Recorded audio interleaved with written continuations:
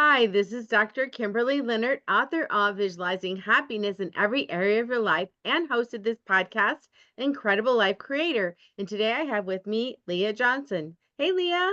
Hi.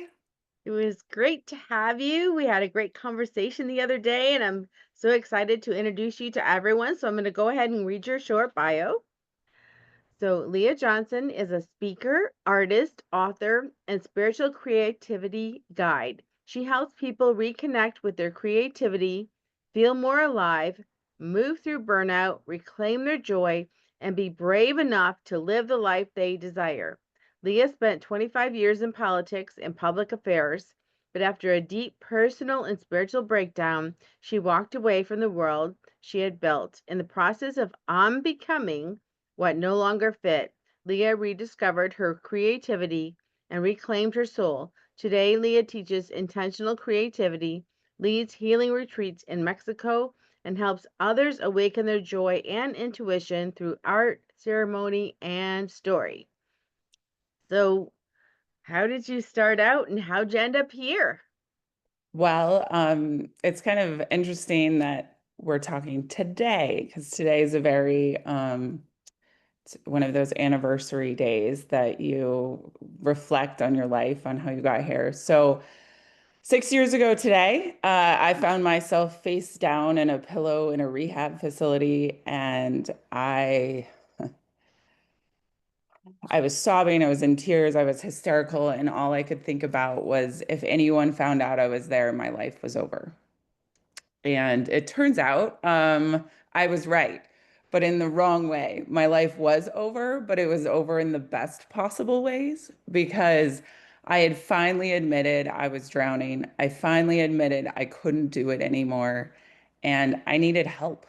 And it's okay to say that, but I was terrified. I was an elected official at the time. I was actually serving on my local city council. And life in politics, and if anyone found out that I had a problem, that I didn't have it all together, I believed that that would be it, that my life was over. And like I said, I was right, but in the exact opposite way. It was the beginning of an unbecoming of something that I had put my life into, to believe that I had to prove something, that I had to be the most successful ever, whatever that even means. And I always say that my secondary addiction was alcohol. My first addiction was politics and that addiction to success. And while I was there at the rehab facility, I also wrote the press release to withdraw from my reelection campaign, and then sent it promptly after leaving, and withdrew. And at the time, people didn't know the whole story, but as it slowly came out, and I will talk about it a little more, but I wrote my first book, really reclaiming my story, reclaiming the trauma, reclaiming the PTSD, reclaiming all of the things that had taken me to the depths of darkness and the depths of sadness, and really being able to reclaim my journey and stop the cycles of generational trauma and addiction. So, Wow. So, so many times when we're growing up, people say, "What do you want to be when you grow up?" So did you grow up saying, "I want to be in politics"? What were you saying when you were 10 years old? yeah, I had actually started in politics when I was 14. I started working on local campaigns and didn't stop. And I should note, while I withdrew from my reelection campaign, it still took me another 5 years to fully withdraw from politics in a way that I was no longer engaged in it. These things are, it's a process, it's not just one thing. But yeah, so I started when I was 14 and I basically did it for 25 years. And it was something that just had always called to me. And I think it called to me because I wanted to change the world. And I saw it as an avenue to systemically change the world, But what I've come to understand is that we can't change the world until we heal ourselves. And when we heal ourselves, we help heal the collective trauma. And that is my new mission is I am changing the world, one, through healing myself, two, through healing the cycles that would have passed to my children, and then, empowering others to go on that journey as well. Beautiful. And then you talked about, the addiction to success, and that is so common today. In fact, in the circles that I like to spend time in, it's very, very common where from the front, we all look like we have it all together. You see accomplishment after accomplishment after accomplishment, and yet underneath, we're like little ducks just paddling, paddling, paddling and hoping no one realizes that we're not good enough to be in that position or we're not, you know what I mean? We're just have to keep accomplishing and keep looking successful. Yeah, I mean, that was my life. And, while when you start to fall apart, people start to notice a little bit, but they have no idea the depths of how bad it is. One of the thing that really at some point you get presented with choices. And prior to today, 6 years ago, I had actually attempted to take my life twice. And realizing how dark it was and how alone I felt, and nobody knowing it. There were so many moments in that experience. I actually, when I was running for city council 4 years prior to that, I was pregnant and had a miscarriage the day ballots dropped. And I went to the emergency room and did all the things to take care of my physical health, and then walked out to a GOTV rally and not one person knew. And so, it's you just keep putting on that face. You keep pretending like everything's okay, and eventually you're going to fall apart. You can't, I mean, not speaking for everyone, but for myself, like there was no way I was going to be able to continue to live and not actually be honest about the pain or the trauma or the things I was going through. Like, we're not always okay, and that's okay.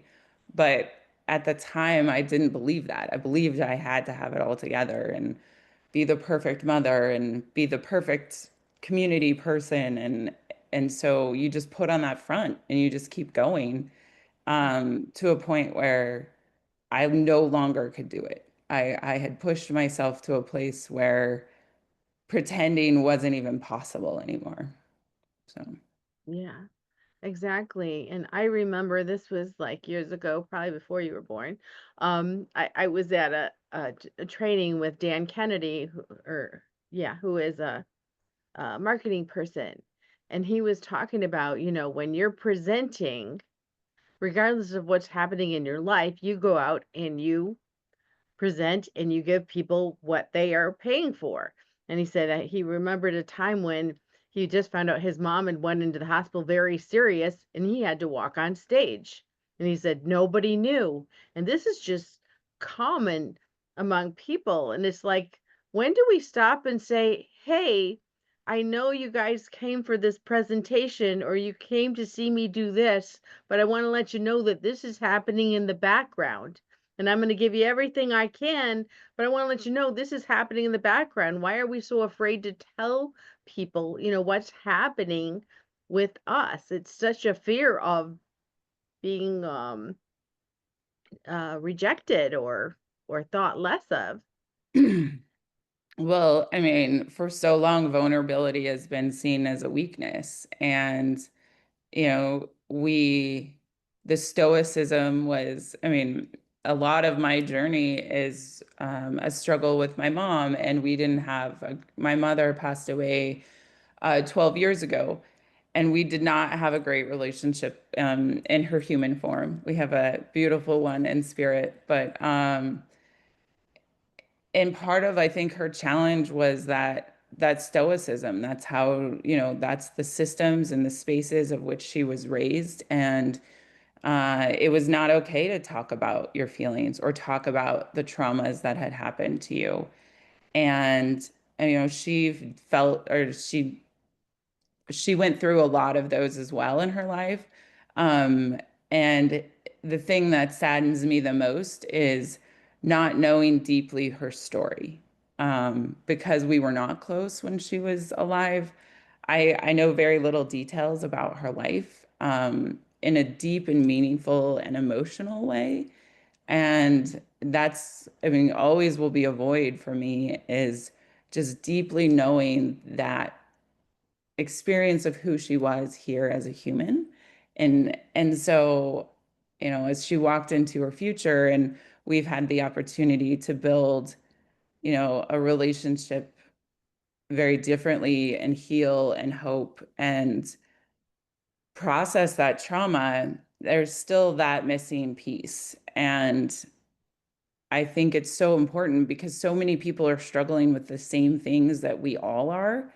Um, and that was part of the reason I wrote my book too, because I've always believed that to those who are given much, much is expected. And I had a platform, I was a public official, I had that story. And I think it's important for people to know that nobody, no matter where they are, has it all together at any point in time. It's always something. We're always moving. We're human, and we need to give ourselves grace. Exactly. And when you're working, with people with your creativity and on your retreats, do you guys ever go over the topic of forgiveness? Because I think that is so healing for people to forgive ourselves, to forgive others from past, present things. Yeah, absolutely. So, the process that I do with intentional creativity and painting, and that is really intended to, you know, activate and open the portal that allows that connection with the divine, that is in you. So it's, the divine wisdom sits in all of us. It just needs to be reactivated. And I think a big part of that is, clearing that block, clearing that space so that energy can come, is forgiving ourselves and giving ourselves grace. Because if we don't, it's just you continually sit in that space of, for me, it was I'm not good enough. I'm a failure. Nothing I do is worthy. Um, and so releasing the the hold I had on myself in believing those things allows then for that freedom and that portal and that my heart to open to understand that no, I'm just human. So, Yeah. And then what about your family? Through all this, you were a public official, you were having breakdowns, even suicidal.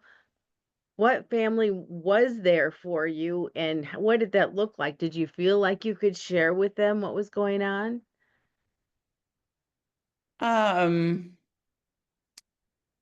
yeah, I mean, yes, the short answer is yes. And I had an incredible support system, and that's something else that I am eternally grateful for.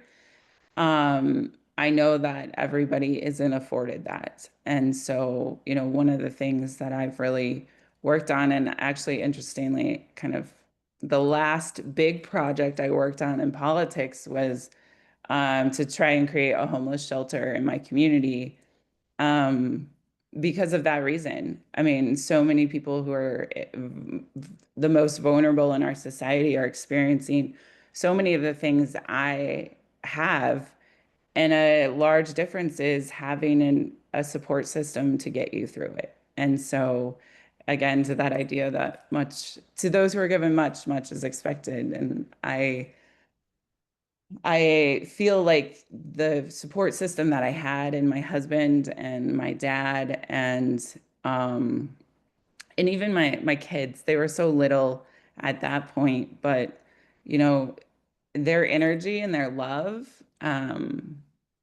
really was the motivation to change everything. And as a mother, redefining the relationship I have with them in a different space that isn't rooted in what I knew of perpetuating the cycles of trauma and addiction um, has been, quite honestly, the most beautiful experience of my life. I mean, in some ways, we hear this often, but you get to be the mother you never had. You get to be the person who provides them the support that you only desired. And it's the most, I feel like that's really a healing part of the journey as well, is to show up and be the love that I needed. And as I look at my children and knowing that we have that opportunity to do it differently is really empowering and healing. Mm. So many people say, I am in this cycle. Do want to move into my new life. I want to change what I'm doing, but that transition piece is people get stuck there. So how did you make that transition from politics to what you're doing now? Because they're kind of opposite. What? Um, yeah, I think before I was ready to fully transition out of politics, I needed to understand and heal the wounds that were keeping me there, right? Because I think in some ways we keep going back to things if we don't heal those wounds because they fill something, they trigger something, and they do all of the things that suck us in to that space. And so I think understanding that it's a process, like it's like I said, I sent that press release out 6 years ago, and it took me another five to fully say, I'm done with this. I cannot, for my own mental health, for my future, for my soul's calling, keep doing this space. And so understanding that it takes time, I think is really important. And again, giving yourself grace in that time. Like sometimes we have to do things in our lives because they offer us lessons and information we need for the next phase of things. And so it's a combination of understanding that, but then also being able to trust. And for me, it was building a relationship with spirit and the divine feminine to know that when I took the leap, that I would be okay.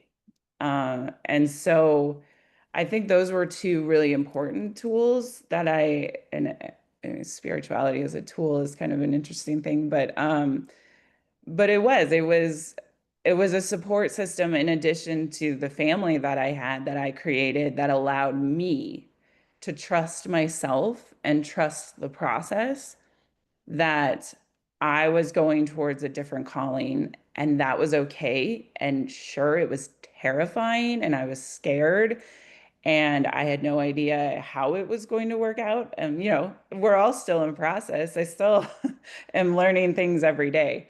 But I think understanding that it is time and it is process and trusting yourself and returning to your core over and over and over again has really allowed me to keep every day moving forward just a little bit more in the direction of that transition.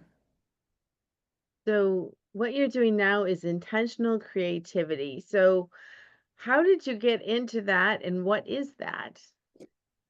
So, yeah, I have always been creative. I just call my artwork these days, it's my dormant artist has come out. And in fact, I started journal. I mean, I was a journaler and I would draw and doodle and create, you know, visions of my dreams and processing my trauma through my journals for years. I actually did my um, initial art show back in November.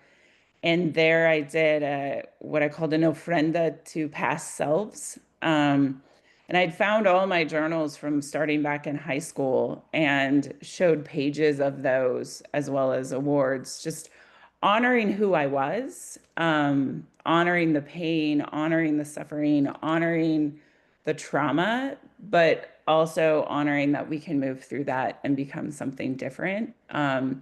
So I've always used creativity to process uh, big things in life. And then it was really between teachers and mentors that I have. Emily Greaves in Mexico and Shiloh Sophia in California have really become that network. And Iva Peel, I can't forget Iva, have become that network of mentors and teachers who have launched me into this space. And they share wisdom that's been instilled in them with others. And then, as we become the teachers, students become the teachers and pass it on. That's really how it is. But I started studying with Emily and Iva in Mexico 13 years ago. And so the spiritual journey was kind of a parallel track to all of this. And as it started to become more prominent and really take hold of not just little aspects of my life, but my whole life, that's how things really slowly transitioned to the space that I am today. So, um, tell me about the retreats in Mexico. What happened while you were there? What made you want to continue that with your students? Yeah. The first time I was there, I cried more than I probably had in my entire life to that point. It was, built up tears. I was in my late 20s at that point. And I mean, I was not only crying tears for myself, but tears for past generations, right? Like that idea that I could finally have a safe space to just release all of that. And I walked into that first retreat really not believing in God or spirit or energy. I felt like I was totally alone. And that first retreat really awoke. It's early speaking English. Um, uh, it awoke something in me that there was more. There was a connection to the divine and the divine feminine, and this idea that maternal love didn't have to be earned, it was just there. And as I started to deeply connect with that experience and that emotion and that feeling and that energy, that I didn't have to earn maternal love, I just had it because I existed and we all do. Um, that was really the opening of it all. And then from there, I returned multiple times over the years. And then after I wrote my book in 2022 was when my teachers and mentors really encouraged me to share my message with others. And so yeah, and you know, Teotihuacan is a magical place. It is, I always say that, when you're there for a week, it's like the decades kind of transition in 1 week. It's one of those spaces. And because of my dear friends there, they help make it the most magical, love-filled experience. We stay at this amazing little boutique hotel retreat center that's just curated with love and the food. And, then you're amongst the ancient pyramids that hold mysterious and magical power when you're open to them and that energy. And we paint in the evenings, and we go do a pilgrimage to Mexico City one day, and see Frida Kahlo's house, who is the mother of intentional creativity. She really is the beacon of working through your trauma through creativity in your art. And then the Tilma of Guadalupe herself. So um, it's it's a magical transformational time and space, and every time I'm there, something else evolves in a big and emotional way. And it's just such an honor these days to be able to share that with others. Cool.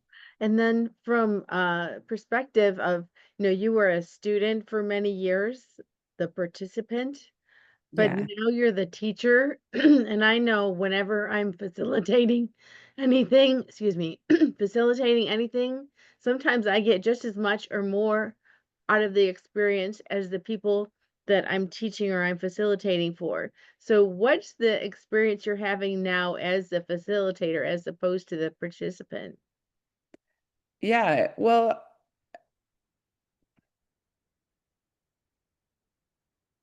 I believe on our journey there, much like some of the experiences I had in politics that were hard and treacherous and, you know, things I wish I hadn't experienced there, like we have to do things so we can learn. And, I learning happens in the raw, learning growth happens in the real. It doesn't happen when we're sitting comfortably and doing the same thing over and over again. And even if we're sitting in misery and doing the same thing over and over again, oftentimes that's more comfortable for people because they fear the unknown. They fear the judgment we talked about at the beginning. They fear all of these things. And the fear of the unknown is greater than even the misery that you're living.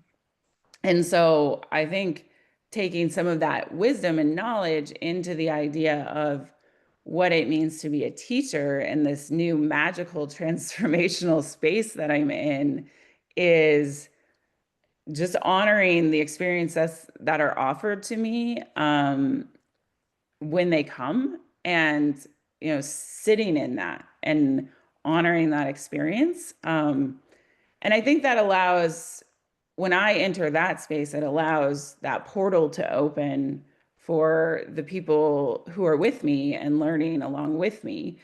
And, I'll say, I only know I'm a healer because I healed myself.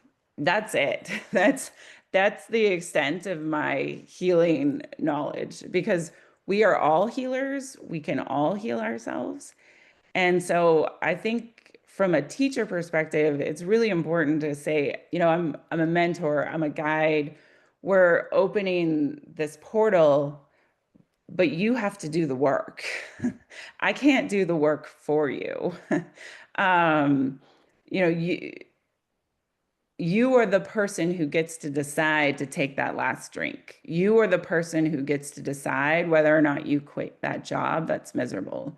You are the person that gets to decide the definitions and the boundaries of relationships in your life that may be toxic or maybe you may be struggling with. And so at the end of the day, I believe I am a healer because I healed myself. And we are innate beings that are destined towards healing. And so if we're willing to lean into that, that's when the journey becomes really magical. And as a teacher, I just lean more, deeply into that space of I am healing myself and empowering others to heal themselves as well. And then when it comes to art, I have kind of a two-part question. First of all, there are people who say, I'm not an artist, I can't do art, but then you're using art for healing. So how do you use for art for healing? What do you say to the people that say, I can't draw, I can't paint, or I can't be creative. There are no art skills required because you already have them innately in you. Pre-descendants of Homo sapiens, there's evidence that they were creating things. And so creativity and an expression of who we are and the energy that is in us has been something that's been happening for hundreds of thousands of years. And so we are all creative. So you too are creative, even if you don't believe you are. And and I think redefining creativity too. I mean, we create things all the time, whether you're cooking or creating a business or creating, ideas to entertain your children. I mean, we are all creating all the time. And I think acknowledging those elements and those spaces where we are creating in our lives is important because then you start to realize, whoa, I have the power to create not just this, but literally anything that I want in my life. And so when you redirect the definition of creativity and understand that when you start putting your energy towards that, and I think it's important to note, like, manifesting or all of these words that are used in this space. For me, it's about co-creation. Like, you can't just wish something to be true and then it comes true. Like, you have to put your energy and intentions and action towards it. And that's how you create what it is you want in your life. And painting is a very tangible experience that shows you that, right? You put your energy into a layer with the intention of releasing heavy things, releasing that trauma, releasing power over structures. When you put your intention into that and put the energy there, you're literally creating something that represents that and disrupting the energy field and changing that matter. And so it's also very scientific. So So if we want to choose joy every day, what does that look like? Because of course life has terrible things and wonderful things in it. So what does it look like choosing joy? you know, for me, joy is the counter to the darkness that I lived for so long, for most of my life. Um, and it's not a fleeting emotion. It doesn't come and go. It's constant. It doesn't mean I'm always happy because I'm certainly not always happy, but it's it's the light for me that counters the darkness that I was living in. And so it's recognizing that one, there are dualities in life, light and dark, masculine and feminine, all of these things. And it's finding that space of contentment that I'm not so desperately sad that I want to take my own life, right? Like, so joy is the counter to that. And I think once you know the darkness, the light becomes that much more potent and that much more beautiful. And so it's a lot of gratitude, and just being grateful for the little things that I have.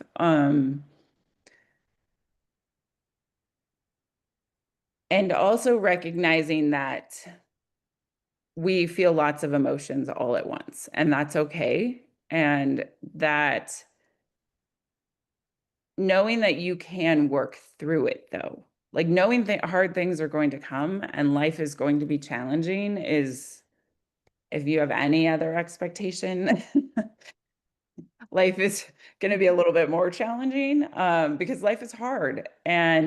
But walking into each space and knowing that you can process it and you can get through it, And I know this now because I've been through some really hard things and I found that space of joy and contentment.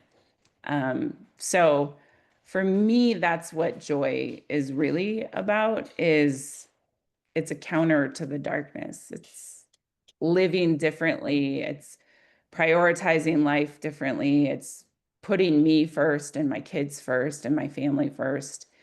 Um, and then through that lens, it offers an entirely different perspective. And also not doing what you're supposed to do. You don't have to do what you're supposed to do. Right. Just let yourself guide yourself, right? Right. Exactly. So, share with us what you have in your book. Yeah. So there we go. Oh, the camera. So finding fantastic joy. It how building a self-advocacy campaign led me out of darkness is my first book that was published in 2022. It is the story of overcoming my addiction to success. Or recognizing it and really giving myself the tools to lead myself out of darkness. And it does, it comes down to, reevaluating your priorities, stop hiding your stuff, stop pretending like you have it all together, because I don't. And, knowing your allies and your friends and the people who are there to support you, uh, and doing things to fill your bank. And I think that's the thing that we forget often is like we have to take care of ourselves. And especially as women, the world and this that we live in doesn't offer those opportunities much unless we actually take initiative and take control of that and own what we can control to be able to take care of ourselves. And that's meaningful healing work. And that's what I've seen, that when I make that a priority, I am so much happier and more present and more connected when I spend time doing that. So that was my first book. My second book is called Girl Baptize Yourself. It's a spiritual guide to the process of this healing, talking about step by step how I wish I had gone through the process, not how I actually went through the process. Yeah. But the idea that you are divine and you don't need anybody else to tell you that. So, the second book is going into developmental editing here shortly. So, that will be coming soon too. Wonderful. Well, I know you have a retreat coming up. This is the point where tell us, how do people connect with you? Where do they connect with you? And what services, things you have? Yeah. So I have a retreat coming up really shortly here in July, the 14th through the 20th in Teotihuacan, which is just outside Mexico City. It's 7 days, 6 nights of the magical space, and we culminate the whole thing with a hot air balloon ride over the pyramids. Um, and then I have another one in November as well coming up. So if you can't make July, there's more opportunity for sure. You can get all that information on my website, which is just findingfantasticjoy.com. I'm on Instagram at Finding Fantastic Joy and Facebook and all the places. So Wonderful. Well, now I have a personal question for you. What because gives this you wasn't personal. Yeah, you've taught a lot of personal things. What gives you the most happiness and joy at this point in your life? Traveling with my family. Mhm. So we've traveled a lot in the last 6 years, actually, since I said I was going to do life differently, and I really intentionally tried to create it that way. So we've traveled to, I don't know, 7 or 8 countries in the last couple years, and lived in Mexico in Teotihuacan for 3 months at the beginning of this year. But yeah, traveling and adventuring with my kids and my husband are my they just light me up, bring so much joy. So, Yeah, and it sounds like fun. That's a lot yeah, of countries in 2 years. 6 years, but yeah. Yeah, oh, okay, in 6 years, okay. Yeah. Yes, well, thank you so much for being on the podcast today and for being very vulnerable and sharing your journey with us. Well, thank you so much for having me, Dr. Kimberly. It's been great. I appreciate it. And, just always trying to get a message out that you can heal, it's possible, and hope that it empowers others to launch deeper into their own healing journey. So, Beautiful. So I have one last question. What is your best advice on living an incredible, amazing life? best advice. Uh, Say yes. And that's counter to saying yes to all the things you're supposed to do. Say yes to the things your soul is calling you to do. That is beautiful. Thank you so much, Leah. Yes, thank you for having me. I appreciate it. We'll talk to you again soon. Sounds good. Take care.